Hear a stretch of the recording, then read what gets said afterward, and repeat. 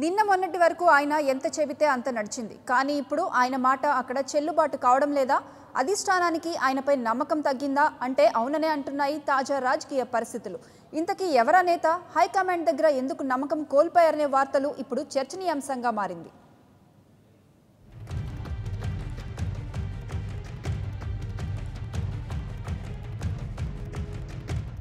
2015 నుంచి ఇప్పటి వరకు టీపీసీసీ అధ్యక్షుడిగా కొనసాగారు ఉత్తమ్ కుమార్ రెడ్డి.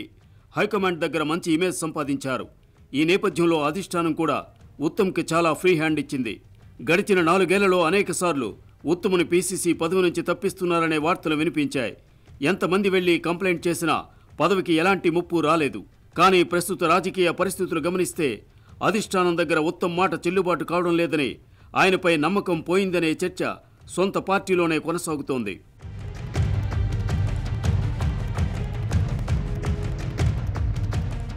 ఇటీవల జరిగిన తెలంగాణ అసెంబ్లీ ఎన్నికల్లో కాంగ్రెస్ విజయం సాధిస్తుందని, ఇక ఉత్తమ్ సీఎం అవుతారనే చర్చ జోరుగా నడిచింది.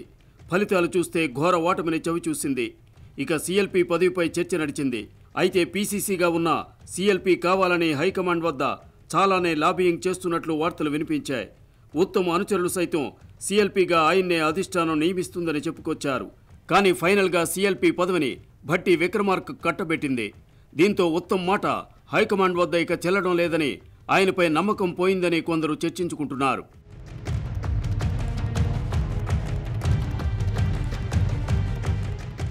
ఇక హైకమాండ్ ఉత్తమ్ని పీసీసీ పదవి నుండి సైతం త్వరలోనే తొలగిస్తుందనే చర్చ పార్టీ వర్గాల్లో జోరుగానే నడుస్తోంది.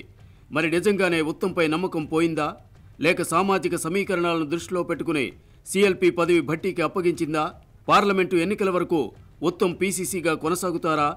హైకమాండ్ కొత్త వారిని నియమిస్తుందా అనే ప్రశ్నలకు అధిష్టానమే సమాధానం ఇవ్వాలి.